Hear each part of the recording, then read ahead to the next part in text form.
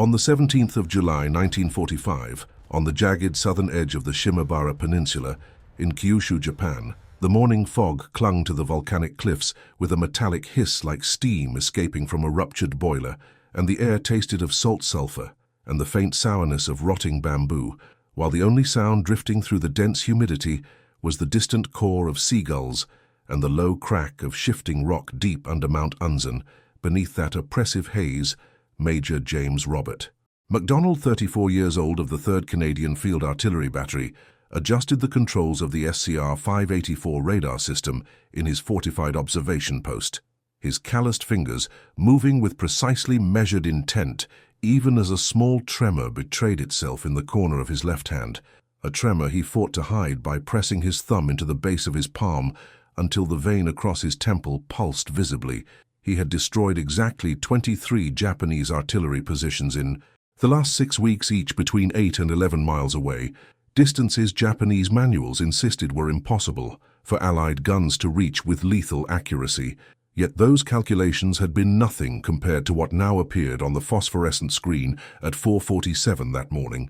Aerial reconnaissance identified a mass of heat signatures concentrated inside a network of lava tunnels at an exact radar-measured distance of 24,112 meters, 15.1 statute miles, and intelligence intercepts confirmed between 197 and 203 soldiers of the 312th Imperial Infantry Division, veterans of Okinawa, preparing for a nighttime suicide attack on American naval positions in Nagasaki. What would happen over the next 2 hours and 47 minutes would establish a record for the most devastating long-range field artillery strike in the entire Pacific War, a record that endured unquestioned in Canadian documentation until its declassification in 2003, and yet that achievement was not what mattered. What mattered was that Lieutenant General Isamu Yokoyama and the entire Japanese command never fully appreciated, never internalized, never even imagined that Canadian crews possessed not merely ammunition or manpower, but the far more dangerous combination of mathematical coldness, integrated physics, and an almost terrifying absence of moral hesitation when numbers indicated that 200 enemy lives could be annihilated before breakfast cooled. MacDonald stood rigid in the narrow concrete post, looking through the observation slit toward the blue-gray silhouette of Mount Unzen, 24 kilometers away, barely distinguishable from the dense fog. He saw bamboo swaying lazily. He saw a single bird drifting on an updraft, but he did not see the 197 men inside the tunnel network, men who would die in 8 minutes and 34 seconds. The irony was that Japanese defensive doctrine, Operation Ketsu Go, formulated in April 1945, rested on 4 foundational assumptions. They believed Allied artillery had an 18,000-meter ceiling of effective range.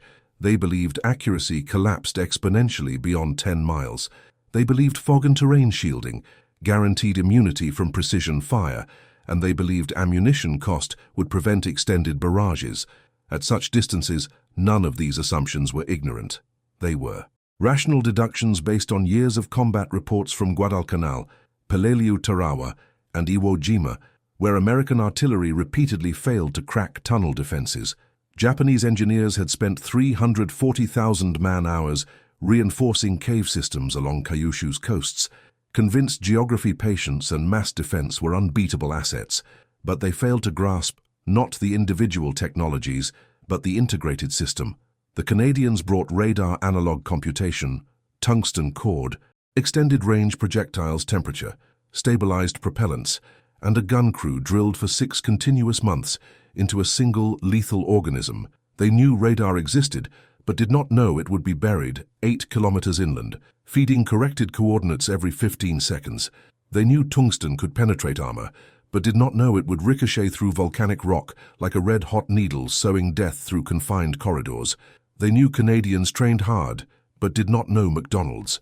Men had fired 2,847 practice rounds since March, more than most Japanese batteries fired in 2 years. They prepared meticulously for the wrong threat they drilled to resist infantry charges and naval bombardment, not to withstand supersonic fragmentation cones that turned lava walls into razor-edged debris, or the psychological collapse induced by pressure shock waves in confined tunnels. And beneath all of this, Japanese officers believed deeply in the invincibility of kamikaze tactics, another doctrine built on assumptions that made sense on paper, but collapsed in practice.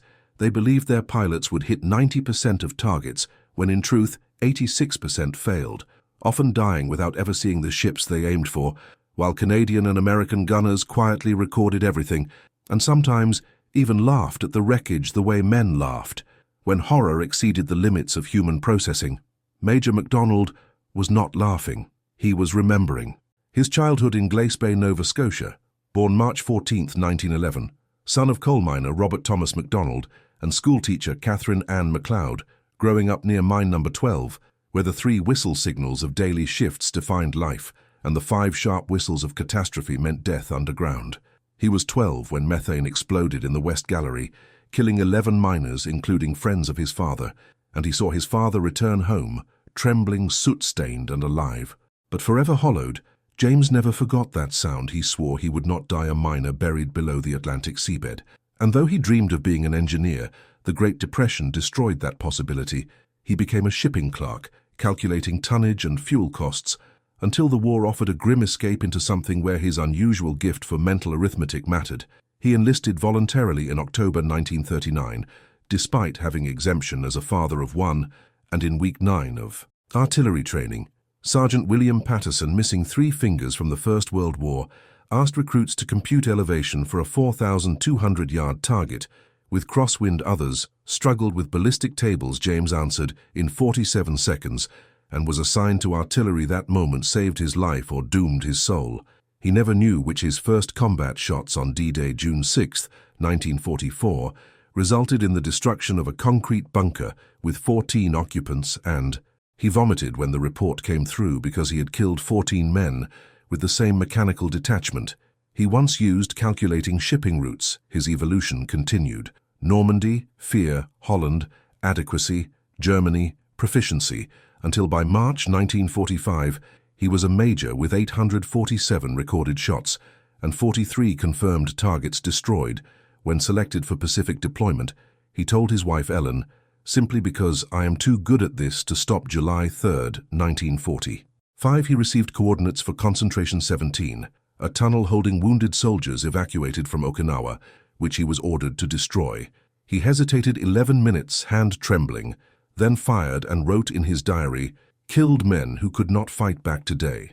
Both sides say it was necessary, but I dream only of those who could not move, and tonight I will dream again. God damn this talent." 2 weeks later came Concentration 23. Now before him, 197 elite troops, not wounded, not helpless, and he did not tremble. The integrated system M1945C combined American SCR-584 radar, British Type 8, 417 mechanical ballistic computer, and modified Canadian M2A1 88mm guns, with experimental HVAP-ER rounds. The tungsten carbide cores, 9.5 on the Mohs hardness scale, struck lava rock at 1,240 meters per second, vaporizing contact surfaces and generating supersonic fragmentation cones, filling tunnels in less than 0.2 of a second. The radar antenna, rotating every 0.8 seconds, sent pulses at 10-centimeter wavelength, penetrating fog and rain. Private David Chen, eyes 30 centimeters from the warm green glow of the cathode ray tube, tracked the tunnel as a pulsing mass and read off coordinates every 15 seconds.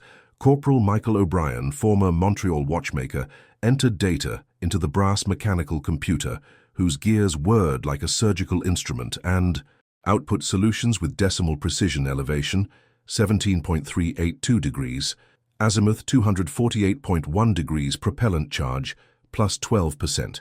Exactly, not approximately. The guns, crewed by Hawkins Walsh, and Brennan executed procedures with ritual precision, and MacDonald gave the order at 6:49 and 3 seconds. The first projectile, launched with a crack, felt through rib cages more than heard. The shockwave rolled across the hillside, while the tungsten core rode a perfect ballistic arc for 47 seconds. And inside the tunnel, 19-year-old Private Kenji Tanaka was writing an unfinished letter to his mother, describing how safe he felt underground. At 6:49 and 50 seconds, the first impact occurred 4.7 meters left of the entrance. vaporizing rock spraying Tanaka with shards that severed his descending aorta.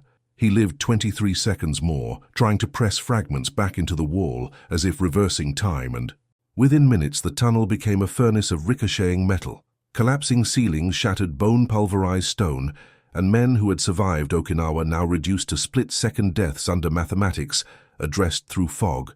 Major MacDonald heard only the hiss of recalibration, the shout of Chen adjusting 2.3 meters, right 0.8, down the computer, ticking the next solution ready, the guns firing in staggered, overlapping rhythm, the tunnel sealing itself in collapsing agony. MacDonald did not see faces. He saw coordinates, names converted to decimals, and decimals to trajectories. He saw the numbers align, and in the distant future, when families searched archives for truth, they would learn that 86% of kamikaze pilots missed their targets, that the myth of perfect divine death was broken over and over again by radar-guided fire, and that in the quiet laughter of gunners watching wreckage float on oil-slick seas, there was no joy, only disbelief at the gap between myth and physics.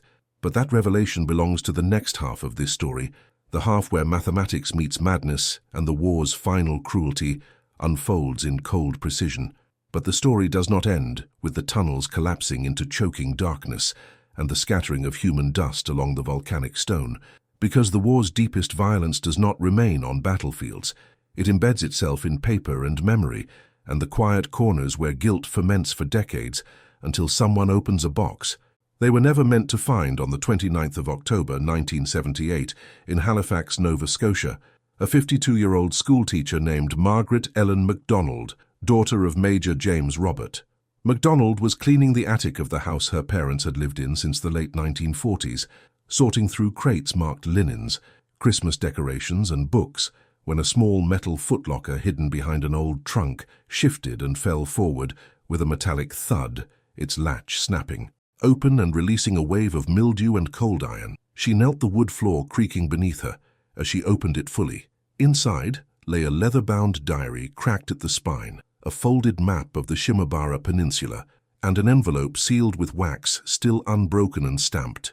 July 1945, her father had never spoken of the Pacific he had returned in late 1945, decorated, respected and hollowed, never raising his voice, but never sleeping more than 90 minutes without waking. Drenched in sweat at first, Margaret thought the locker belonged to her grandfather.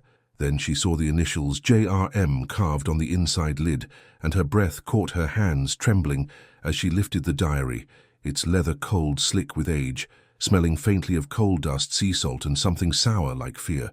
Trapped for decades, the ink inside was faded, but legible, cramped mathematical handwriting mixed with sharp slashes of emotional confession, and the first page she opened was dated July 18th, 1945, written in a bunker under Kyushu, under flickering lantern light. As her father wrote in 10 stolen minutes between recalibrations, she read the words aloud, barely above a whisper.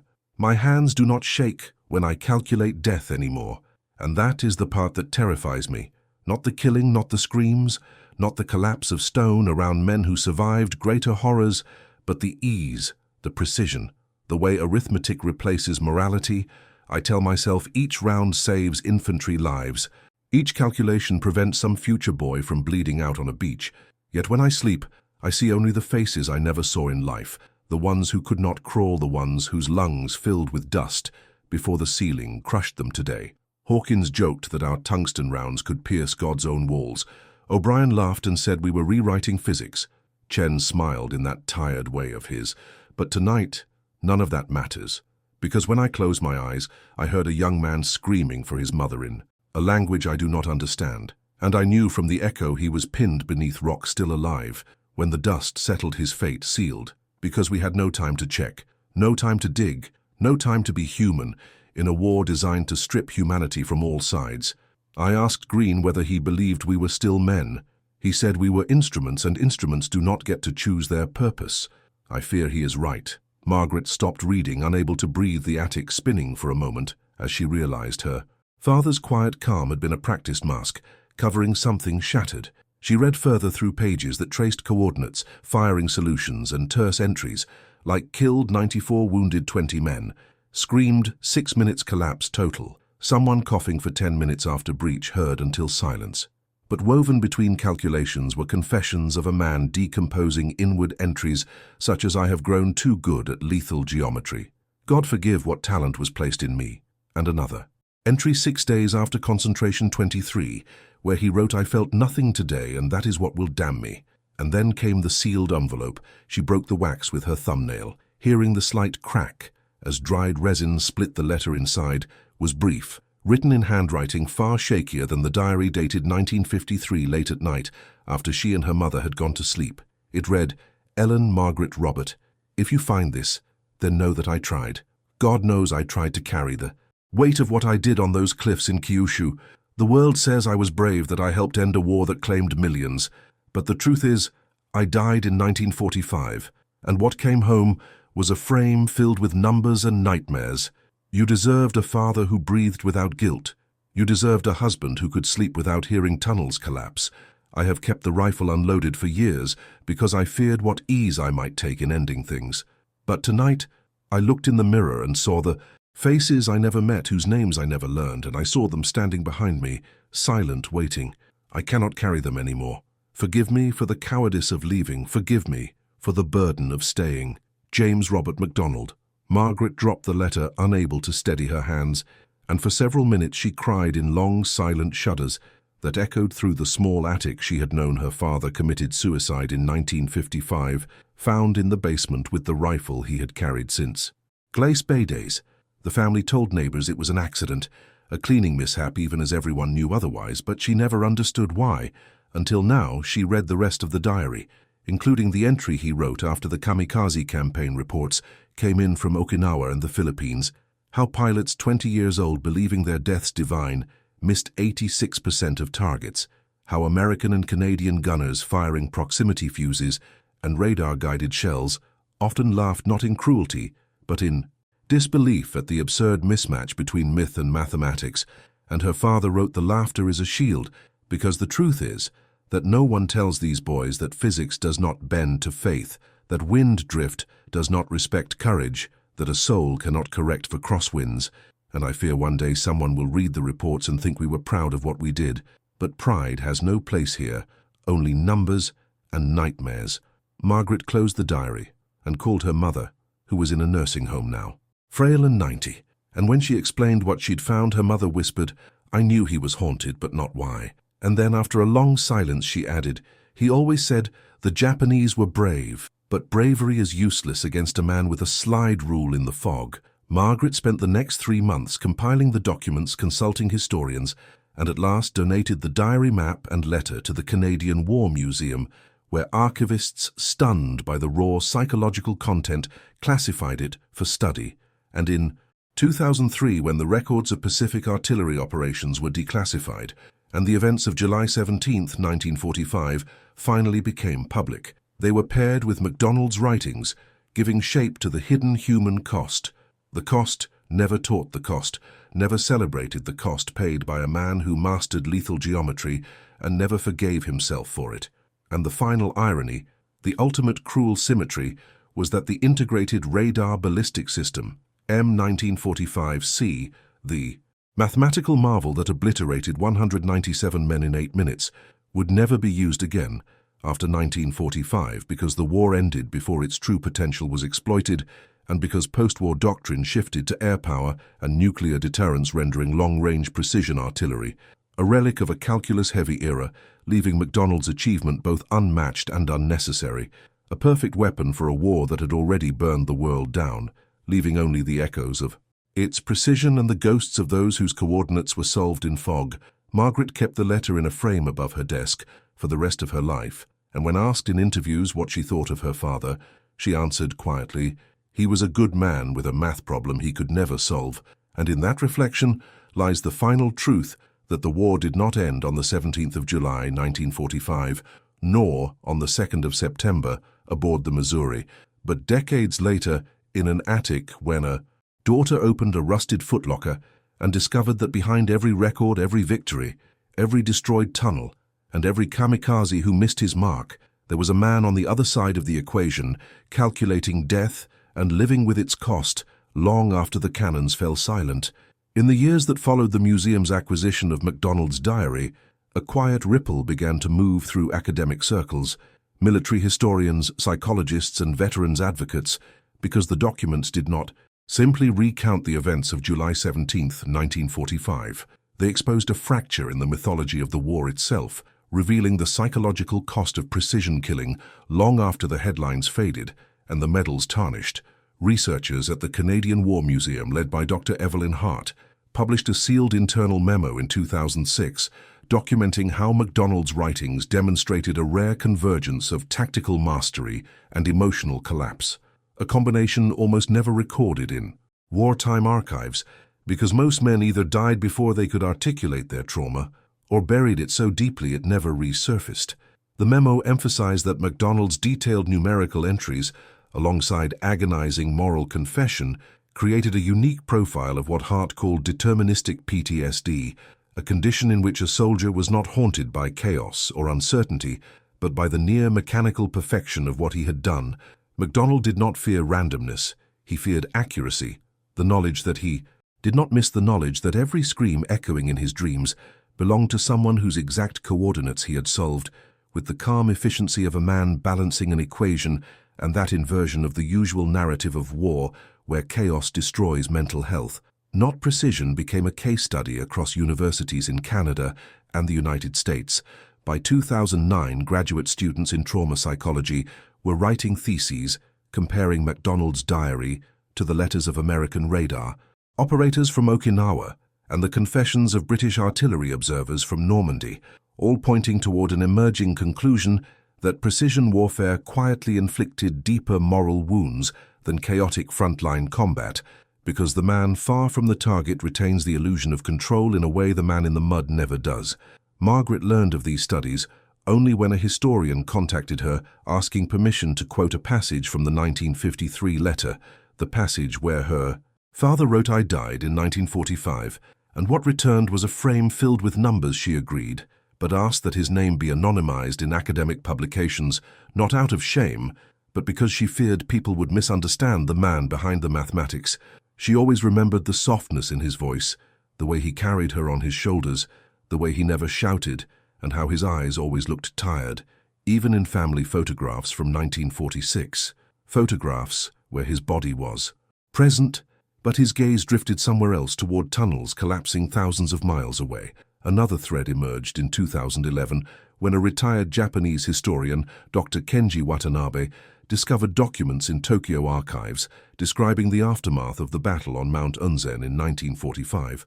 Watanabe found a series of interrogations from surviving Japanese engineers who arrived days after the Canadian bombardment.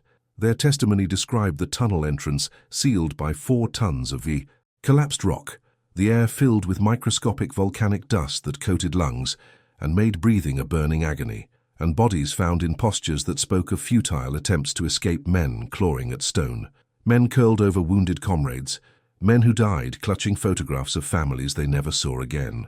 Watanabe's writings were somber, respectful, and struck an eerie resonance with MacDonald's diary. Though written from opposite sides of the war, the two accounts mirrored each other in an unsettling symmetry, one describing the mathematics of death, the other describing its physical imprint on flesh and stone. The Japanese archives also contained letters seized from the tunnel site, including 7 partially burned notes written by soldiers days before the Canadian strike. One letter from a sergeant named Koji Nakamura read, "Mother, if you receive this, I want you to know, I am not afraid. Mount Unzen protects us like a second womb, and even the strongest enemy cannot reach us here. This place is earth. Steel and silence like home, tell father." I did not waste my courage. That letter never reached his mother and Margaret. Reading its translation decades later in a museum report felt her chest tighten, because she remembered the line in her father's diary about the young man pinned under rock still calling for his mother, and she wondered if it might have been Nakamura or Tanaka or one of the nameless dozens whose stories evaporated under the pressure shockwaves of Canadian tungsten cores in 2014. A joint Canadian-Japanese memorial symposium was held in Vancouver, where historians, veterans, families, and psychologists gathered to discuss what they called asymmetrical trauma, the idea that both sides suffered wounds neither understood. The Japanese families, Mourned sons raised to believe death was noble, only to discover years later that their final moments had occurred in terror, darkness, and disorientation, not divine clarity. The Canadian families mourned men who survived, physically, but spent decades wrestling with guilt over the efficiency of their actions, guilt so profound it often went unspoken until discovered in letters decades later at the symposium. Margaret read a short statement, trembling by the time she reached the podium, saying, "I do not blame my father for what he did, nor do I blame the men he fought. They were all trapped in a machine that rewarded precision, but offered no way to carry the weight of its consequences." When she finished, an elderly Japanese man approached her, bowing deeply, tears visible at the corners of his eyes. He introduced himself as Hiroshi Yamamoto, son of Captain Takeshi Yamamoto, who had commanded the tunnel defenses. In July 1945, he told her he had spent most of his life believing his father died in honorable battle against overwhelming odds, only to learn from newly released archives that his father had been crushed by falling rock in the second wave of impacts, that the collapse was instantaneous, that death came before he understood what was happening. Yamamoto said quietly, "My father fought for his country. Your father fought for his, and both lost something no medal can replace." Margaret held his hands and whispered, "They deserved peace, not myths." And in that brief shared moment, two families connected by death recalculated what war had cost them, not in numbers, but in silence. Another layer of the story emerged in 2018 when a researcher at Dalhousie University, Dan Mercer, uncovered a reel-to-reel audio recording mislabeled in a Canadian naval archive. The tape contained an interview from 1951 between a naval chaplain and a former Canadian radar operator unnamed, but believed to be Private David Chen in the recording. Chen described the first time he saw the SCR-584 tracking a mass target inside a tunnel. He said it looked like a heartbeat, a bright pulse on a screen that did not move left or right, only grew stronger as calculations aligned. He described the operator's paradox, how detachment was supposed to help, but instead made the experience more haunting, because the men they killed were abstract on the screen until after the battle, when reports came in describing the aftermath. Chen said into the recorder, "I used to joke that the machine saw clearer than we did, but later I realized the machine saw nothing at all, and we saw too much." His voice cracked and he added, "I do not think any of us came back whole." The tape, once digitized, was added to the museum archive, forming a triad of testimonies: MacDonald's diary, the Japanese letters, and Chen's recording, creating a triangulation of suffering across decades, across nations, and across the invisible space between mathematics and morality. By 2025, MacDonald's case had entered military ethics curricula as a cornerstone example of the psychological cost of precision warfare, because modern conflicts dominated by drones, missiles, and remote targeting eerily mirrored the dilemmas he articulated in 1945. Cadets in Kingston and Annapolis read his diary not as history, but as warning, learning that distance does not reduce responsibility, that silence after impact does not absolve the hand that calculated the shot, and that the most damaging wounds are often those inflicted on the soul. The final reconstruction of the events of July 17, 1945, revealed that MacDonald's battery achieved an unprecedented 89% effective hit rate at 24 kilometers, a statistic unmatched by any field artillery unit. Before or since those celebrated in technical reports, it became a haunting curse for the men who executed it. The record stood because no one ever attempted such a strike again. The war ended weeks later, and post-war doctrine turned to air dominance and atomic deterrence, leaving MacDonald's achievement a mathematical monument to a moment when physics and flesh collided with catastrophic symmetry. In 2031, Margaret, nearing retirement, visited the site of Mount Unzen accompanied by a Japanese historian. The entrance of the tunnel, long sealed by rock and overgrown bamboo, lay silent. She placed a small wooden plaque reading, "For the sons of all nations who died here, and for the fathers who carried the weight home." And as she stood in the dense humidity listening to bamboo rustle, she imagined the radar pulse traveling unseen across the peninsula 7 decades earlier, calculating 24,112 meters with cold ease. She imagined Tanaka writing his final letter, unaware of the tungsten arc descending. She imagined her father staring through fog, whispering to himself, "Do not think of names, think of numbers." And she whispered into the wind, "You were more than the numbers, Father." When she returned home, she placed the final page of his diary in a frame beside his sealed letter, creating a memorial, not of victories or losses, but of truth, that war does not end when guns fall silent. It ends when the last hidden testimony emerges, when the last family confronts the weight of what their ancestors carried, and when nations understand that precision may win battles, but it breaks men, and the shadows of those broken men stretch across generations like the long-fading echo of a mathematical solution solved in the fog of a July morning in 1945 and still felt in the quiet rooms where descendants read the words they were never meant to find.